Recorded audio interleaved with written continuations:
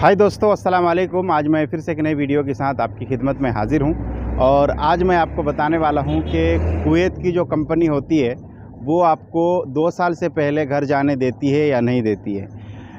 तो इस बारे में आज का वीडियो है और पूरा जानकारी आपको देंगे। लेकिन वीडियो को स्टार्ट करने से पहले आपसे एक छोटी सी रिक्वेस्ट कि अगर आप मेरे चैनल में नए हैं तो प्लीज़ इसको सब्सक्राइब कर लीजिए, और अगर आप मेरे वीडियो को फेसबुक पेज में देख रहे हैं तो इस पेज को फॉलो करें, लाइक करें और शेयर भी कर दें।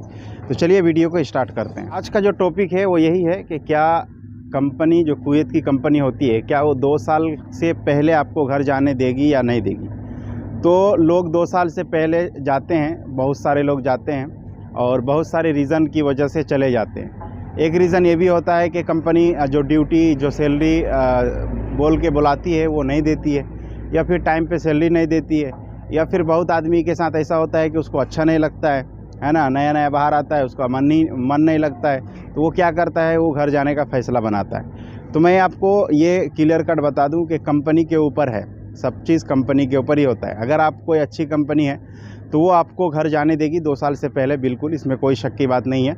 लेकिन यहाँ एक इकामा बनता है, जो जैसे कि इंडिया में आधार कार्ड या वोटर कार्ड जो रेसिडेंट कार्ड की तरह माना जाता है, उसी तरीके से यहाँ 1 साल का इकामा बनता है, और जिसका खर्चा तो इंडिया के पैसा के हिसाब से कम 1 से 1.5 लाख रुपया या फिर 1,60,000 रुपया तक भी मतलब इकामा का लग जाता है। अब वो जो कंपनी आपका साल भर का जो इकामा लगा दिया कि आप कुवैत में कहीं भी रह सकते हैं, मतलब कहीं भी घूम सकते हैं, आपको पुलिस वगैरह नहीं पकड़ेगी। अगर उसके विदाउट अगर कुवैत में आप पर घूम रहे हैं या फिर कहीं जा रहे हैं और अगर पुलिस आपको पकड़ लेती है तो कोई सुनवाई नहीं, कोई बचा नहीं सकता है, डायरेक्ट आपको मतलब इंडिया भेज देगी। मतलब पुलिस, कुवैत की जो पुलिस होती है वो डायरेक्ट आपको इंडिया भेज देगी। तो जिसकी वजह से ये इकामा बहुत ही ज़रूरी होता है। तो अगर कोई मतलब 2 साल से पहले ही जाना चाहता है तो उसका एक उपाय है कि उसको पैसा वो भर के जाना पड़ेगा।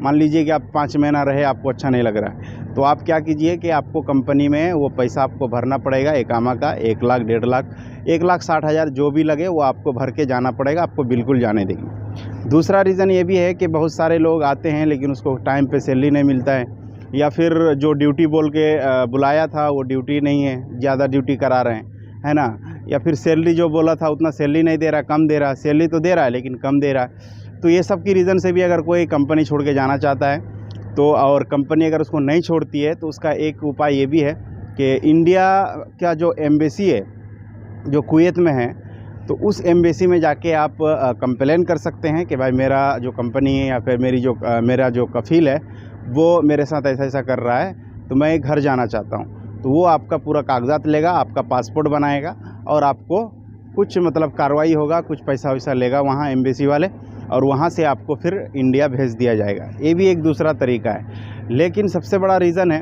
कि जो लोग मतलब नए नए आ जाते हैं, कभी गल्फ़ कंट्री में आए नहीं, पहली बार आ गए, अब उसको अच्छा नहीं लग रहा है, तो कंपनी अगर आपकी अच्छी रही तो वो तो जाने दे देगी। लेकिन अगर कंपनी मान लीजिए कि उस तरीके की अच्छी नहीं है, मतलब कि कंपनी अच्छी का मतलब कि वो जाने नहीं देगी आपको। बहुत सारी कंपनी होती है कि आपको जाने ही नहीं देगी कि 2 साल पूरा करो फिर तुमको जाने का मौका दिया जाएगा। तो ऐसी सिचुएशन में एक ही उपाय है कि आप एम्बेसी जाइए और वहाँ जाके कंप्लेन कीजिए, है ना, और अपना रीज़न बताइए कि मेरे साथ ऐसा ऐसा हो रहा है जिसकी वजह से मैं नहीं रहना चाहता हूँ कुवैत में, तो आपको आपका काम हो जाएगा। लेकिन 2 साल से पहले आप बिल्कुल जा सकते हैं अगर आपकी कंपनी अच्छी रही और आप अगर पैसा भर सकते हैं उतना रुपया, तो आप बिल्कुल जाइए, और नहीं तो आप पूरा इकामा का जो टाइम है वो पूरा करके जा सकते हैं। और मैंने खुद कई आदमी को ऐसे देखा है, अपने आँखों से देखा है, जो कि आया 5-6 महीना रहा, उसको अच्छा नहीं लगा, ये पूरा पैसा इकामा का पैसा वो भर के इंडिया गया।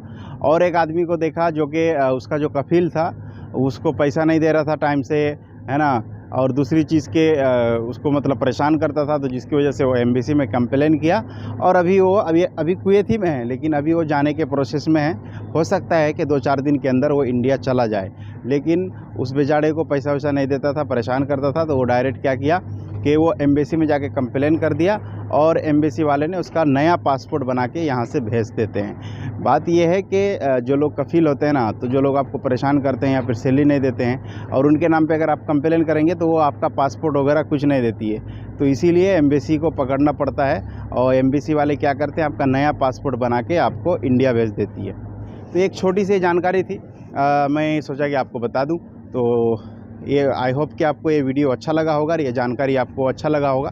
तो चलिए वीडियो को यहीं से ख़त्म करता हूँ और चलते चलते आपसे एक छोटी सी रिक्वेस्ट कि अगर आप मेरे चैनल में नए हैं तो प्लीज़ इस चैनल को सब्सक्राइब कर लें, और अगर आप मेरे वीडियो को फेसबुक पेज में देख रहे हैं तो इस पेज को फॉलो करें, लाइक करें और शेयर भी कर दें। चलिए, थैंक यू, अस्सलाम वालेकुम।